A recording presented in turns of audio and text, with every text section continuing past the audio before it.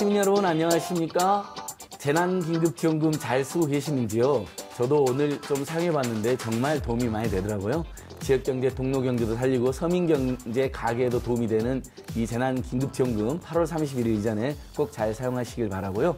자, 오늘이 부부의 날입니다. 5월 21일. 둘이 만나 하나가 된다. 그런 취지로 5월 21일이 부부의 날이 되었다고 하는데요. 가정의 날에 딱 어울리는 좋은 날인 것 같습니다. 네, 그렇습니다. 신랑 안진걸, 예. 신부와 함께 검은머리 팥불이 되도록 함께 하겠습니까? 뭐라고 하셨어요, 그때? 네! 했죠. 아, 네. 네. 이렇게 결혼하신 분들 중에 하지만 상당히 어렵게 살고 있습니다. 최근에 요즘에 이렇게 결혼은 했지만 따로 각자의 삶을 사는 조론이 굉장한 핫 이슈가 되고 있습니다. 자, 그래서 오늘 TV민생연구소에서는 이 100세 시대를 맞아 달라지는 결혼관에 대해서 얘기 나눠볼 텐데요. 함께해 주실 두 분 소개해드리겠습니다. 강인함 칼럼니스트 그리고 이호선 숭실사이버대 기독교 상담복 작가 교수님 나오셨어요. 안녕하세요. 안녕하세요. 어서 오십시오. 반갑습니다. 두 분 고맙습니다.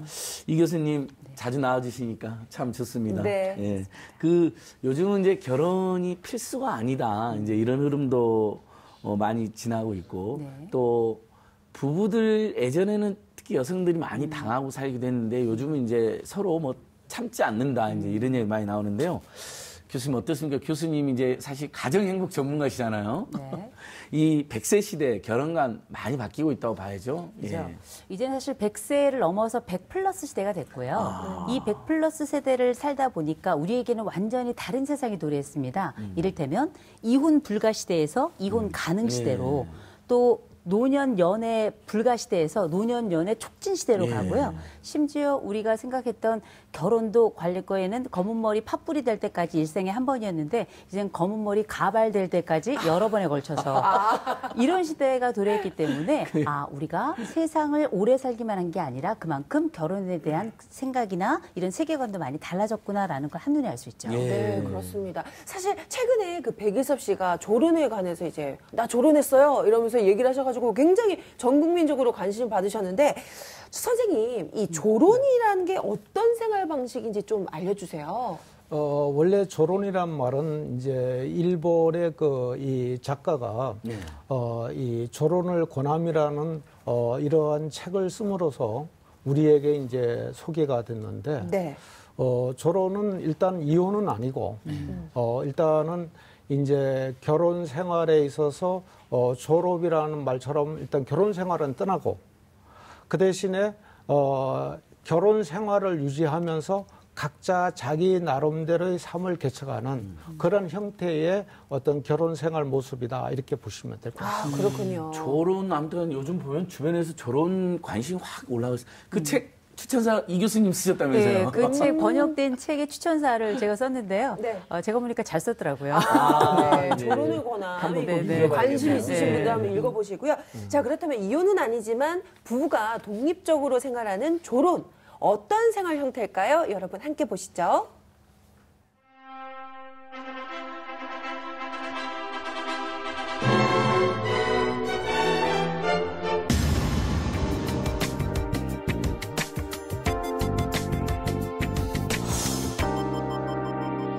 조론? 조론이 뭐지? 나이 먹어서 미리 헤어지는 거죠. 이제는 더 자유롭게 각기 개인의 생활을 좀 가지고자 싶어서 결혼이라는 건 유지하지만 생활 자체는 조금 분리돼서 자유롭게 사는 게 결혼 아닌가요?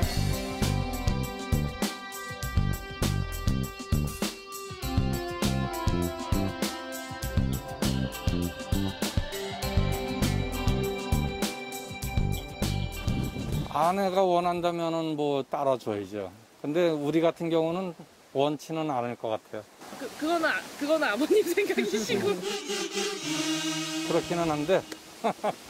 그렇기는 한데 따라줘야죠.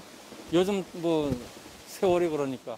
각자 각방 쓴 지가 20년이 넘었는데 서로 편하게 그리고 각자 본인 할 일을 하면서 이렇게 살다 보니까 굳이 뭐 조론이라고까지 뭐 갖다 붙이지 않더라도 각자 본인 개인 생활 하면서 가정 유지하면서 그런 건 나쁘지 않다고 생각합니다. 여자들이 훨씬 개방적이고 생각이 자유스러워요. 남자분들은 나이가 들수록 의지하고 싶은 생각이 더 많아요. 근데 여자분들은 그게 아니거든. 예.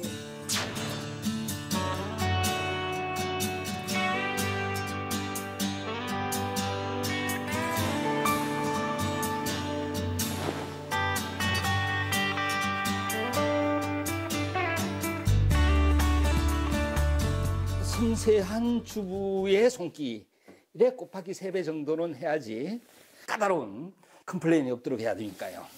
청결이 제일 중요해요.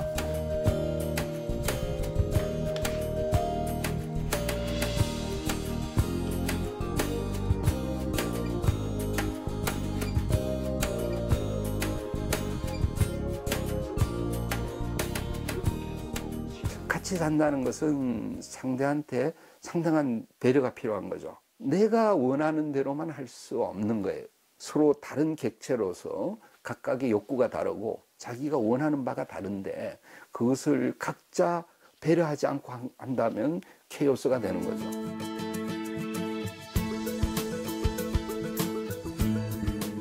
서로 떨어져 있을 때는 자기가 원하는 시간, 활용, 자기가 뭘 할지에 자유로운 선택, 아무한테도 방해받지 않고 제가 하고 싶은 책을 읽건 글을 쓰든 제가 먹고 싶은 욕구가 이를 때 먹으면 되는데 같이 있다 보면 이제 어떤 정해진 시간에 같이 맞춰야 되고 그런 내가 원하지 않는 주기로 살아야 되는 불편함이 있죠.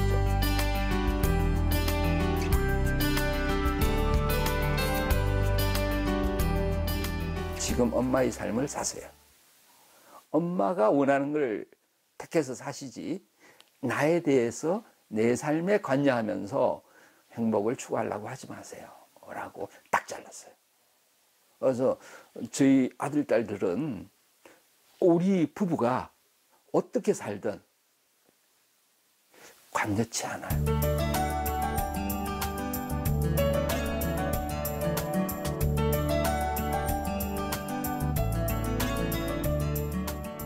다 따로 살아요. 그러니까 영국의 아들은 영국에 있는데 영국에 이제 오후 2시 50분인데 이제 굿모닝 아침에 일어났어요. 시차 때문에.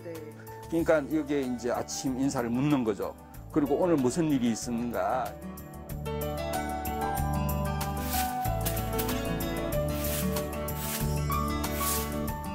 저희 처가 갖고 났어요. 여기 엄청난 농장을.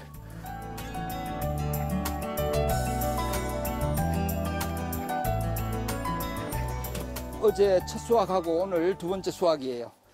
그래서 14폭이면 제가 여름 내내 먹어도 시장 안 가도 될 만해요.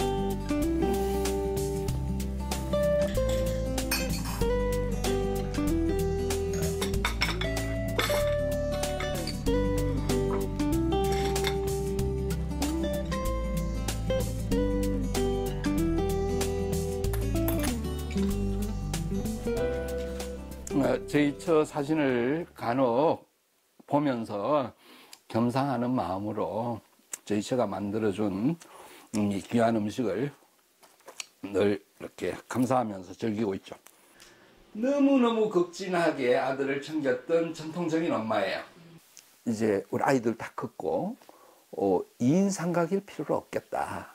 두 개 똑같이 뛰는 게 아니라 불편하게 앞으로 나아가는 게 아니라 자기가 원하는 것의 목표를 향해서 나아가도록 하는 게 옳겠다. 그래서 처음에는 2인 삼각이었다면 이제는 2인 삼각에 그 묶여진 밴드지를 푸는 그런 삶을 살고 있다. 이렇게 보시면 됩니다.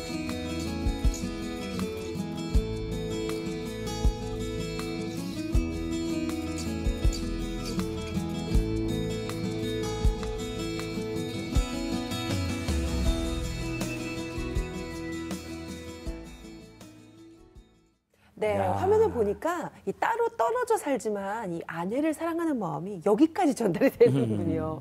아우, 정말 또 나름 굉장히 또 보기 좋아 보이시는데요. 저희가 그렇다면 이 황혼 이혼과 조론에 대한 인식은 어떤지 자료를 준비했거든요. 잠시 함께 보시겠습니다. 자, 2018년 보건사회연구원에서 전국 50에서 69세 2022명을 대상으로 조사를 했는데요. 황혼 이혼은 상황에 따라 할 수 있다. 이 의견이 39.9%, 절대 하면 안 된다. 된다 22.4%, 가능하면 안 된다가 27.3%로 나타났고요. 자, 조론에 대한 인식 조사를 살펴봤는데요. 상황에 따라 할 수 있다는 의견이 40.3%, 절대 하면 안 된다 22.8%로 나타났습니다. 자, 보니까 10명 중 4명은 이 황혼 이혼이나 조론 뭐 굉장히 좀 긍정적으로 지금 얘기하고 있는 것 같아요. 교수님, 조론이 이 이혼, 별거와 어떻게 다른가요? 일단은 뭐 떨어져 사는 것은 다 동일하게 공통점이라고 볼 수 있고요. 먼저 별거라고 한다면 두 부부가 법적인 상태는 유지하지만 떨어져 있어요. 그러나 거기에는 굉장히 부정적이고 고통스러운 감정이 여전히 남아있는 상태로 그 감정을 견디지 못해서 떨어진 상태를 우리가 별거다 이렇게 이야기하는 거고, 우리가 알고 있는 이제 이혼이라는 거는 정서적으로도 분리되고 동시에 법적으로도 분리가 되어서 완전히 관계가 종료된 상태, 이른바 혼인에 대한 해소가 발생한 상태다 이렇게 보시면 될 것 같고요. 그다음에 우리가 조금 전에 이야기했던 조론이라고 하는 건 뭐 별거에 대한 미화된 형태가 아니라 이분들은 기본적으로 떨어져 살지만 서로 간에 합의가 돼 있고, 또 합의가 돼 있지만 그 사이 긍정적 감정이 서로에게 남아 있고요. 우리가 조금 전에 VCR 봤던 것처럼 언제든지 원하면 그 사람이 와서 이 자리에 있어도 되는 거예요. 이 사람의 흔적과 자리가 마음의 자리로 늘 남아 있는 것, 이게 바로 조론이 가지고 있는 특징이자 차이라고 봐야 되겠죠. 예, 확실히 차이가 느껴지는데요. 근데 많은 이제 신노년 부부들 또는 장년 부부들이 별거나 이혼보다는 조론을 선택하는 경향도 있는 것 같아요. 확실히. 그 이유가 있을까요, 교수님?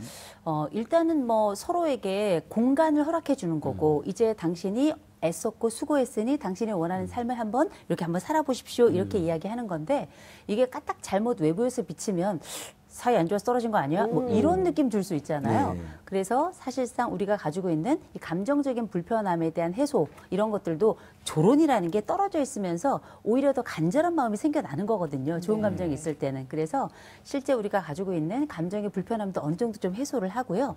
또 한 가지는 이혼한 상태거나 감정이 안 좋은 상태가 아니기 때문에 자녀들이 불안해하지 않아요. 성인 자녀가 되어도 부모가 사이가 안 좋거나 이혼을 한다 그러면 참 그 마음 불편하고 무겁기를 지었거든요. 이런 부분들을 아무래도 좀 막을 수 있고요. 마지막 하나는 일단 상대방이 선택했으면 그걸 존중해 주는 거잖아요.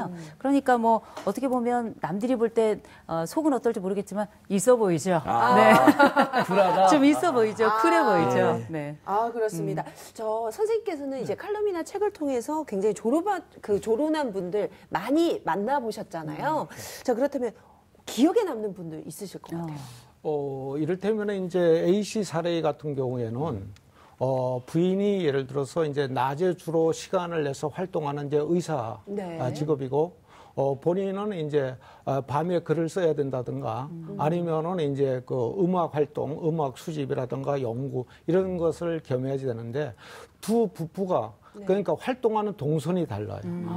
그러니까 예를 들어서 충분히 수면을 취해야 되는 한 가족이 있는데 내가 음악을 듣는다고 밤에 소리를 낸다고 한다면 이건 일상적으로 상당히 불편해요. 그래서 그 대안으로 이분 같은 경우에는 이제 집 주변에 작업실을 따로 분리를 했는데, 그것이 1년, 2년 되다 보니까 나중에 이제 10년, 20년 되고 결국은 이제 분화가 되니까 이런 것이 이제 결국은 조론의 한 형태로 볼 수가 있는 거죠. 혹시 김갑수 선생님 얘기 아니죠? 그분의 경우가 가장 이제 유사한 사례가. 네. 저도 그분이 떠올랐거든요. 저도 그분이 떠올랐어요. 네. 그다음에 이제 요즘에는 또 이제 100세 시대라고 해서 60 이후에 앞으로 살아야 될 삶이 한 20, 30년 남아있단 말이죠. 그러니까 예를 들어서 환갑을 맞이한 어느 이제 주부의 경우에는 60 이후에 이제는 내가 가정에서 역할은 어느 정도 다 했고 끝났다.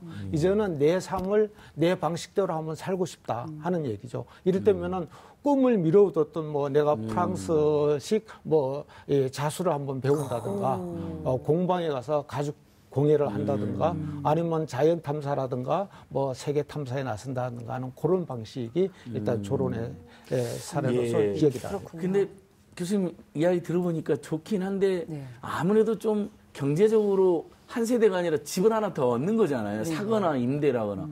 조금 여유 있는 분들만이 선택할 수 있는 거 아닌가 이런 생각들은 어떻습니까, 실제로는? 뭐 사실 경제적인 분리가 어느 정도는 일어나야 되기 때문에 조금 경제적인 무리가 좀 될 수는 있는데요. 집 싼 데 가면 되거든요. 그래서 예. 우리가 꼭 이렇게 가지고 여유 있는 분들만 결혼을 하는 건 아니고 서로 간에 마음의 여유를 주겠다 하는 거는 우리가 빈부에 상관이 없는 거니까 가능은 한데요. 다만 우리가 기억해야 될 건 그러면 우리가 이 결혼을 할 때 뭘 조심해야 되겠는가. 조심해야 될 부분들 좀 찾아야 될 텐데 제일 먼저 내가 결혼하는 이유가 무엇인지를 좀 구체적으로 생각할 필요가 있어요. 떨어지면 좋더라? 아니면 우리는 사이가 안 좋은데 그렇게 안 보이려고 떨어져? 이건 별거에 해당되는 거지 조론은 아니에요. 그래서 조론해야 되는 이유를 명확하게 설명하고 본인 스스로도 납득이 돼야 되고요. 또 두 번째로는 나 혼자 조론하고 싶다 그래서 소리 질러서 되는 조론은 없어요. 충분한 대화와 그다음에 동의 과정이 있어야 되고 기쁨으로 서로에게 이런 기회를 주어야 된다는 거 꼭 기억하시고 합의가 돼야 된다는 거. 세 번째로는 조론은 반드시 기한이 정해져 있어야 돼요. 무한정 간다면 이건 남이죠. 법적으로만 붙어있지 남이라고 볼 수 있기 때문에 보통 제가 제안드리는 조론은 3개월 정도이고요. 길어도 6개월을 넘지 않는 것. 왜냐? 이게 부부도 한 2주일만 서로 안 만나고 살았잖아요. 남 같아요. 그래서 이런 기한을 정해놓고 그 사이에 우리가 짧은 시간 동안 충분히 만끽하는 거 굉장히 중요할 거예요. 네, 그렇군요. 예. 자, 요즘 이렇게 조론이 굉장히 새로운 결혼관으로 떠오른 데는 황혼 이혼이 증가한 탓도 있을 것 같아요. 저희가 자료를 준비했거든요. 함께 보시겠습니다. 자, 통계청 조사에 따르면요. 1990년만 해도 황혼 이혼 비율이 5.2%에 불과했는데요. 2015년엔 무려 29.9%로 크게 증가를 했습니다.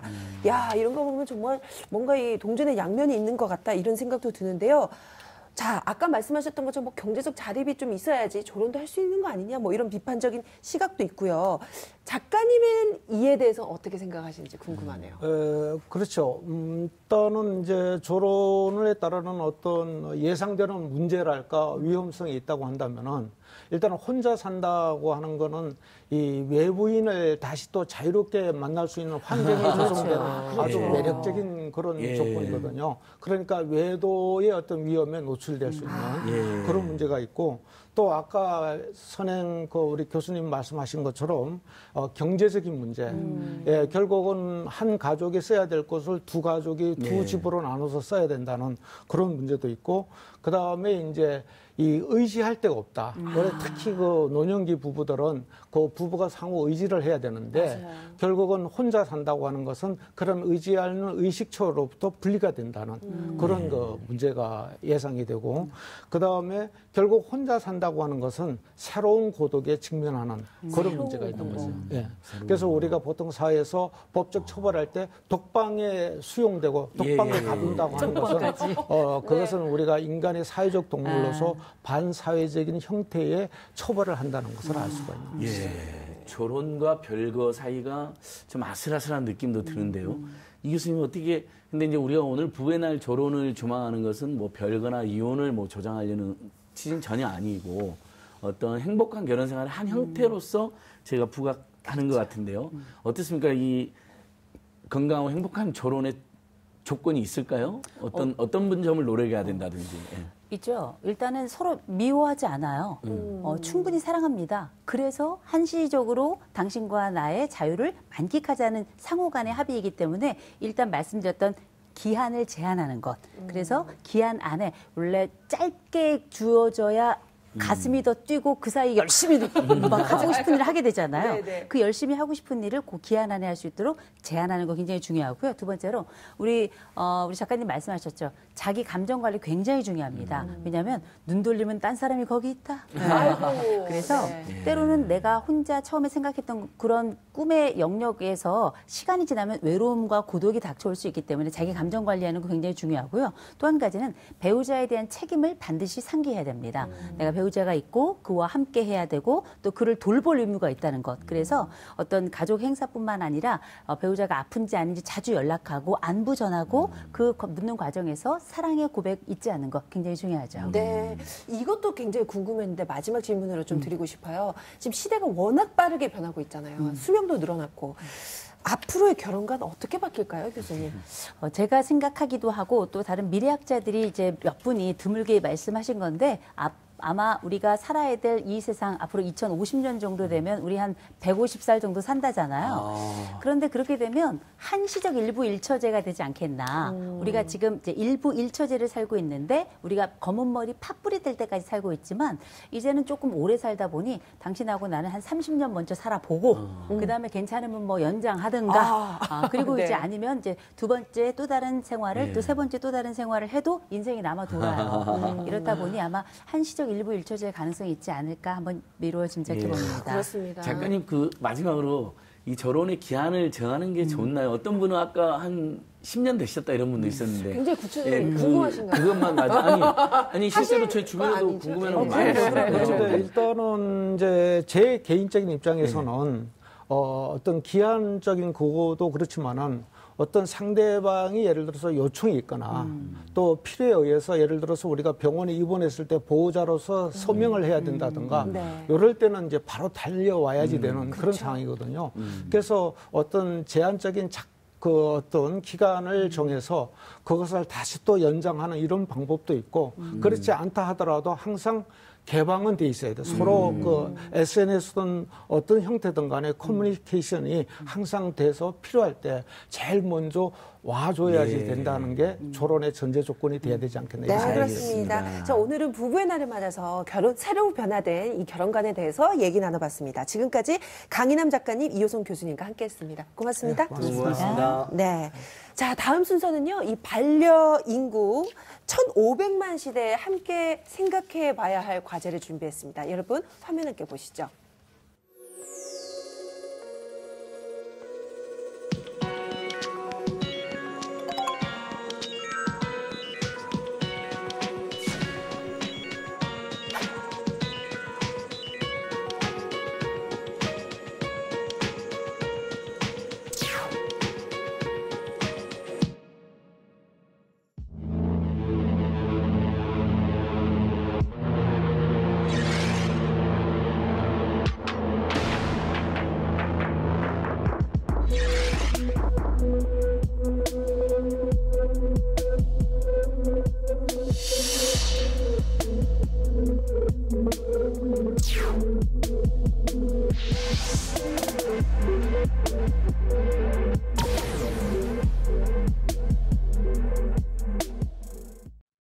네. 소방청의 조사에 따르면요, 이 개에 물리는 환자는 연평균 2,000명, 그리고 하루 6명 이상이라고 합니다.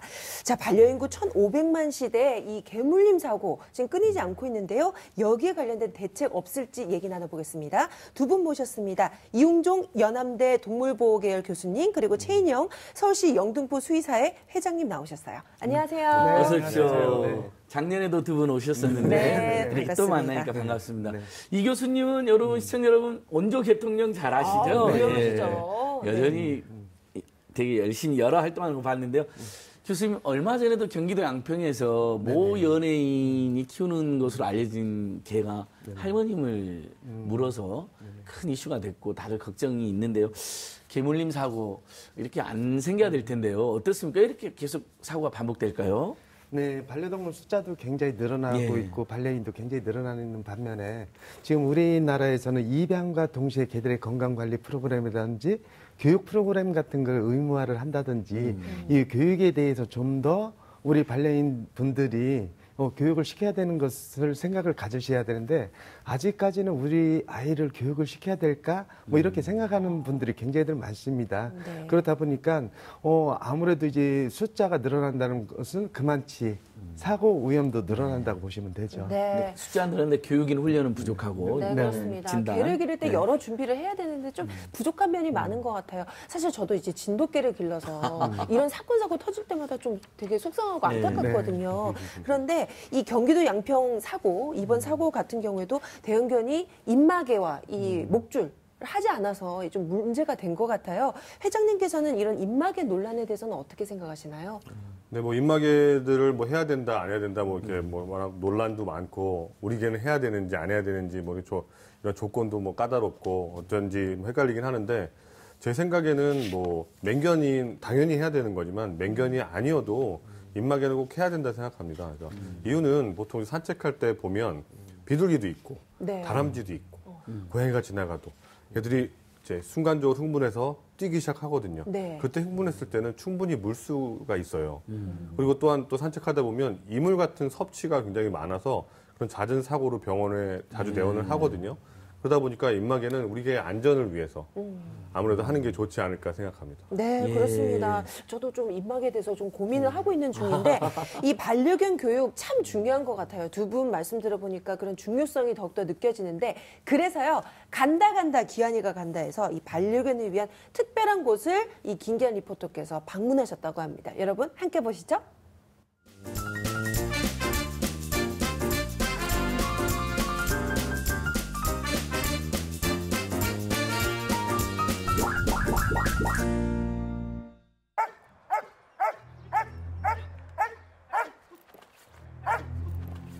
오씨. 오씨. 저걸 한번 해퍼를 해보실 수도 있어요. 뭘 하라고요? 여기만 물어요, 근데. 아니. 간다 기환이가 간다 시간입니다. 자, 오늘은요 제가 서울을 벗어나서 조금 멀리 외곽으로 나왔습니다. 자, 오늘도 험난한 여정이 예상되는 가운데 깜짝이야. 저 멀리서 개의 소리가 들려오고 있습니다. 짐작하셨겠지만 제가 나와 있는 이곳이 바로 애견훈련소입니다. 잊을만 하면 발생하는 게 바로 개물림 사고죠. 반려인과 비반려인의 이 공존을 위해서라도 이 문제는 꼭 해결이 돼야 됩니다. 자, 그래서 오늘은 제가 일일 훈련사가 돼서 그 공존할 수 있는 방법에 대해서 알아보고자 합니다. 간다 기환이가 간다. 갑니다.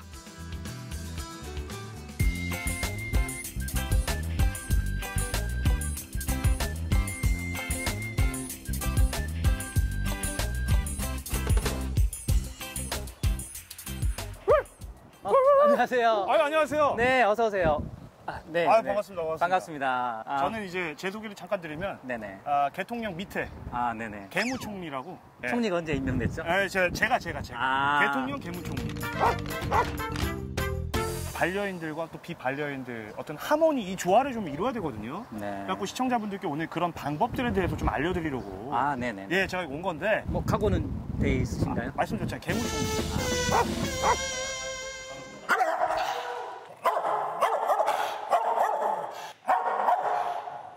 민원이 들어올 만하네요. 자, 이럴 때 이렇게 짖을 때는 어떻게 해야 되나요? 자, 이렇게 짖을 때는 이 아이가 짖는 대상이 왜 짖는지 알아야 돼요. 그 대상을 보면서 짖는 거거든요. 나한테로 집중시키는 거예요.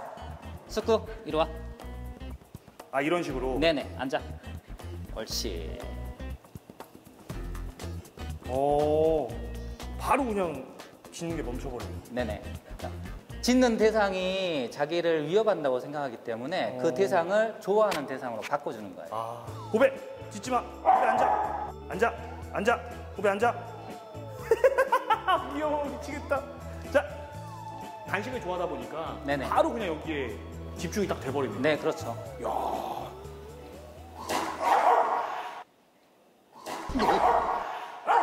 이럴 때 엉덩이를 돌려주는 거예요. 엉덩이를 돌려서 나를 바라보게끔, 그래서 나를 바라보게끔 한 다음에 돌려서 숙구 앉아. 네. 긴장하셨나요? 네? 아니, 전 괜찮아요. 저는 개무총리가 이제 우리 PD 양반이 땀을. 괜찮아요? 저렇게 달려들 때. 네네. 이렇게 약간 이렇게. 네네. 몸을 사람이 정면으로 이렇게 가면은 힘들기 때문에 살짝 측면, 이렇게. 네네.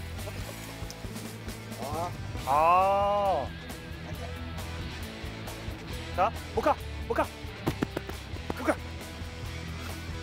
앉아. 잠깐만. 예, 초보축은 잘하시네요. 그러니까 이게 이제 산책하면서 그 다른 사람들 보고 예를 들면 흥분해서 달려갈 때 그럴 때 좀 유용하겠네요. 그렇죠. 보호자님께 막 달려와서 네. 뛰어서 안기려고 할 때. 네. 예쁜 옷 입었는데 버리면 안 되잖아요. 그렇죠. 우리 저기 감독님도 오늘 새 신발 신었는데 저런 경우에 달려들 때 그죠? 네네. 일로 와봐. 못 가. 가자. 뭐가? 잠깐만, 야! 너무 힘들어. 와, 잠깐 돌았는데도. 네네. 와, 이게 힘이 엄청나네요. 진짜 크기도 크고 이래가지고. 네, 대형견들은 힘이 너무 세기 때문에 보호자님들이 끌려다니는 경우가 너무 많죠. 이런 경우는 어떻게 해야 되나요? 자, 이런 경우는 내가 가고자 하는 방향으로 바꿔서 가는 거예요. 그렇죠. 그러니까 반려견이 원하는 곳으로 가는 게 아니라 네. 내가 가고자 하는 방향으로. 네. 반대로 반려견이 가고자 하는 반대 방향으로 내가 가는 거예요. 반복이. 이리 와. 따라. 앞으로 가면은 반대 방향으로 뒤로. 앞으로 가면은 뒤로. 다시. 앞으로 가면은 다시 뒤로. 그렇다 이렇게 하다 보면은 제가 뭐 돌 때 저를 의식해서 같이 돌게 되는 거예요. 아, 지금은 그러게요. 가만히 그렇지 않아도 그냥 바로 자연스럽게. 오, 진짜. 네. 아, 그럼 제가 해볼게요. 아, 네네. 나 이제 아직 감 잡았어. 자, 한번 가자. 오우, 야. 진짜 저 지금 손에 힘 하나도 안 줬거든요? 그러니까 반려견이 보호자를 의식하면서 걷게 되는 거예요. 오, 야. 보호자의 행동을 유심히 관찰하면서 자기 마음대로 했던 행동을 하다가 이제는 보호자가 반대 방향으로 계속 간다. 그거를 느끼고 보호자를 의식하면서 보호자를 따라가게 됩니다. 야, 똑똑하네. 만복이 잘했어. 앉아. 만복이 앉아. 만복이 앉아. 만복이 앉아.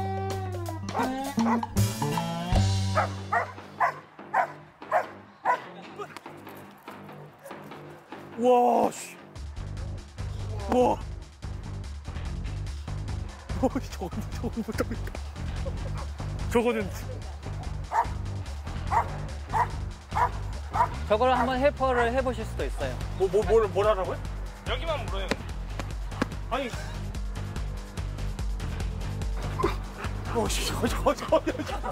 야, 이게. 옆에서부터 물었는데 이빨이 장난 아닌데? 아니, 진짜 여기만 물어요? 네, 거기만 물어요.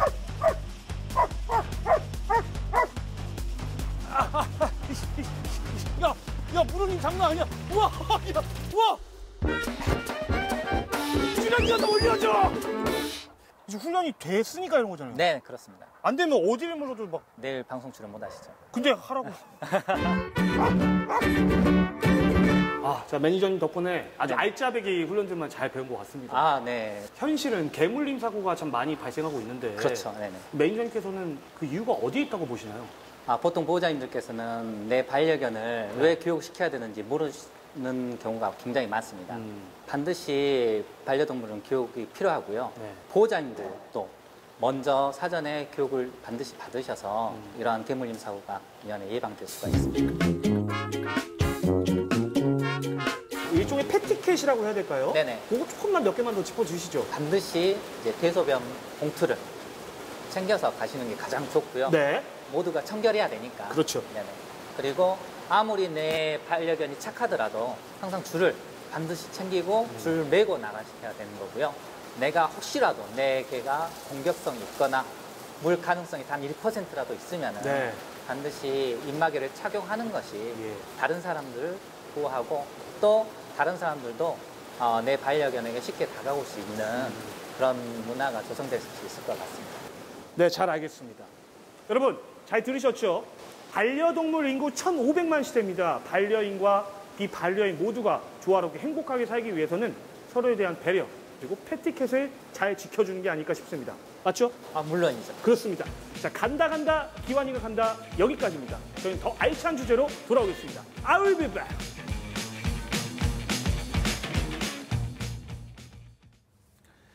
우리 김기환 연구원님 목숨 걸고 고생하셨는데 아무튼 입막의 중요성 개들이 불편하게 생각할 수도 있겠지만은 중요한 것 같은데 교수님 여기서 아까도 맹견이 하나 나왔는데요.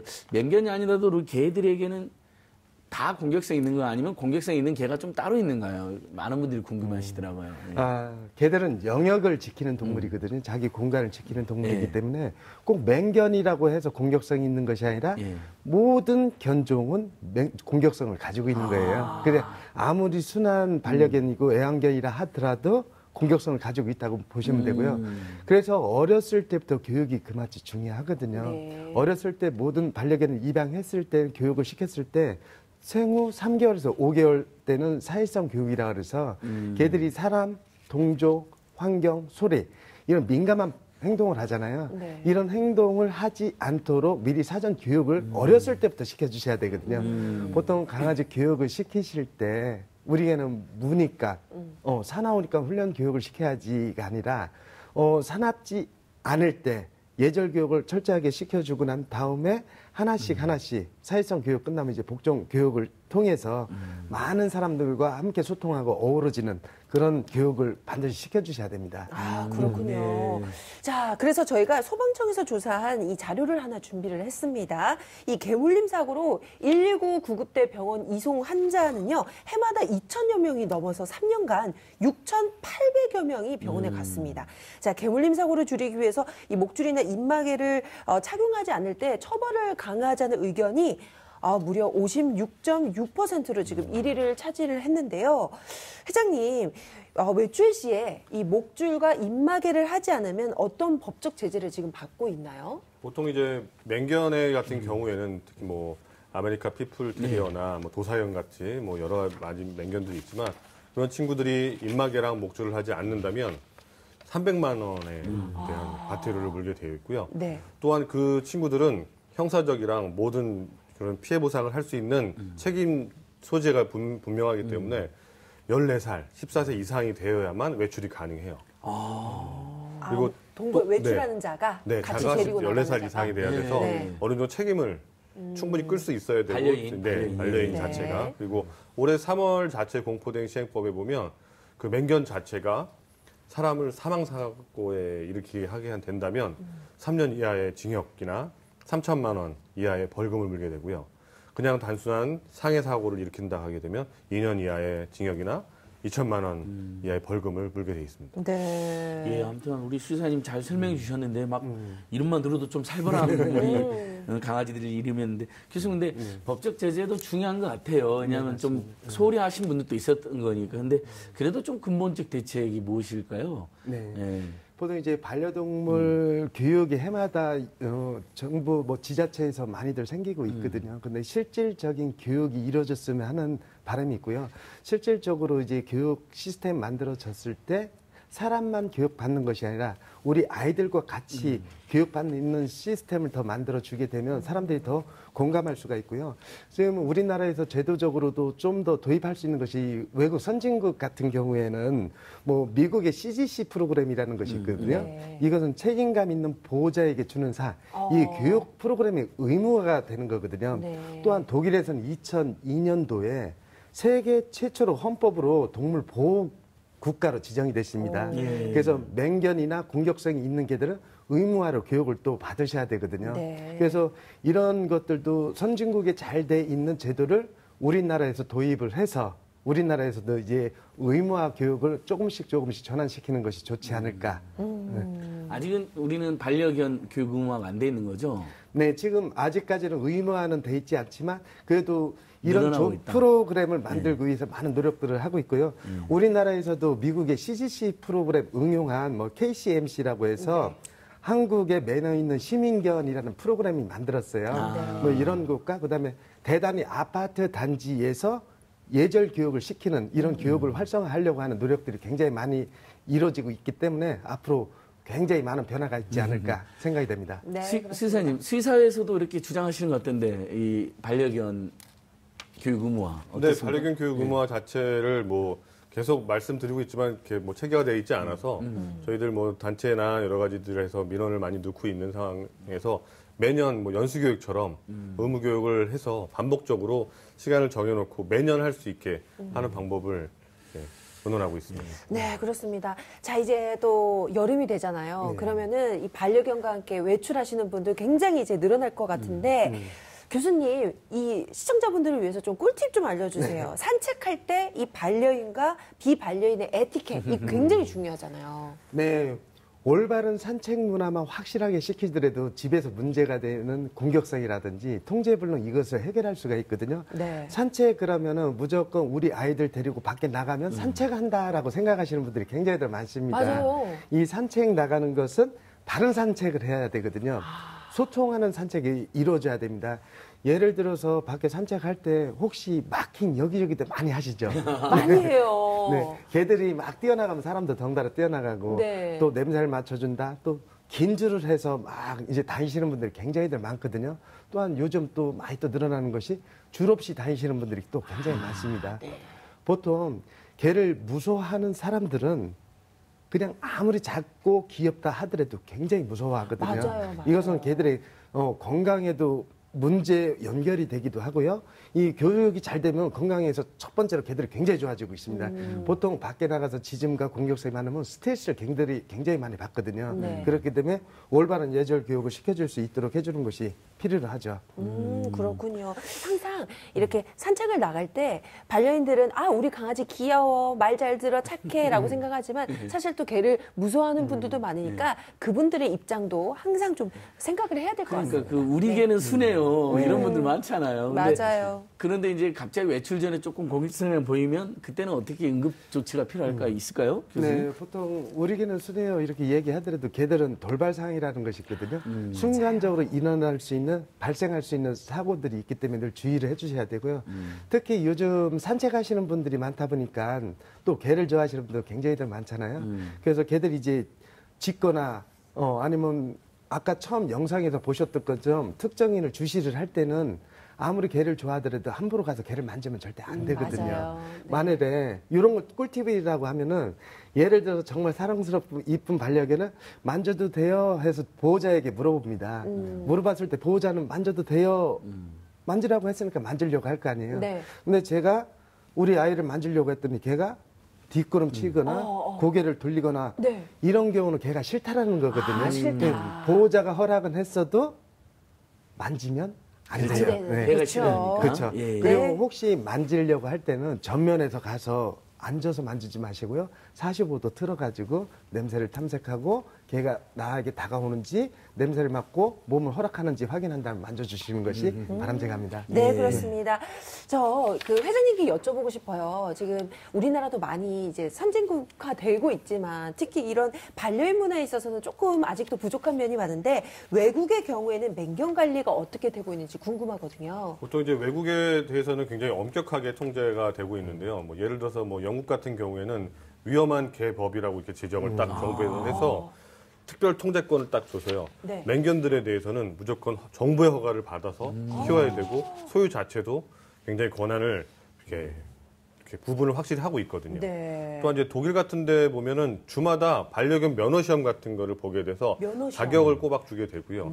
그리고 되게 맹견들을 총 19종으로 1, 2급으로 나누어 가지고 그중에 뭐 아메리카 피플 테리어나 잉글리시 불테리어 같은 경우는 그렇게 보통 한 4개 정도를 무서운 애들이 있거든요. 그런 애들은 허가가 없이는 아예 키울 수 없게 소유권 자체를 개인이 마음대로 할 수 없게 통제를 하고 있습니다. 네, 굉장히 엄격하네요. 그래서 네. 우리 정부에서도 책임보험도 가입한다는데 수사님 어떻습니까? 이거 효력이 좀 있을까요? 보통 그런 맹견 의무보험 자체도 지금 만들고 저희가 권장을 하고 있다고 하는데 굉장히 고무적인 것 같고요. 왜냐하면 맹견의 피해를 하기 전에 예방하는 것도 되게 중요하지만 피해를 입었을 때에 대한 당사자들에 대한 보호를 해야 되잖아요. 그거로서에 대한 시스템 자체가 굉장히 고무적이라고 생각됩니다. 네, 예. 그렇습니다. 자, 저희가 지금 시간이 이제 굉장히 좀 부족해서 짧게 사람과 동물이 함께하는 네네 시사님 사회를 위해서 짧게 한 말씀 부탁드립니다. 반려견. 예, 우리 이제 반려인분들 숫자도 굉장히 늘어나는 만큼 예. 패티켓에 대한 이웃과의 소통하는 것은 가장 중요한 것은 남을 배려하는 문화가 형성이 돼야 되거든요. 반려동물 입양했을 때 끝까지 책임져 주시고 교육을 통해서 이웃 간의 갈등 문제를 최소화로 만들어 주셨으면 좋겠습니다. 네, 짧게. 네. 네, 뭐 산책하는 게 가장 중요해서 입마개 많이 사고가 일어나는데 보통 우리 개는 안 물어라고 생각하지 말고 패티켓 꼭 지키고 먼저 교육하는 게 중요하다고 생각됩니다. 네, 고맙습니다. 예, 오늘 두 분 말씀 우리 반려인과 반려견이 이렇게 평화롭게 공존할 수 있는 좋은 꿀팁 많이 주신 것 같습니다. 고맙습니다. 네, 지금까지 이웅종 교수님, 최인영 회장님과 함께했습니다. 고맙습니다. 감사합니다. 네. 네, TV민생연구소 준비한 내용은 여기까지입니다. 저희는 내일 스페셜 방송으로 다시 찾아뵙고요. 월요일에 7시 20분에 생방송으로 다시 찾아뵐게요. 여기는 TV민생연구소입니다. 유튜브로도 많이 봐주세요.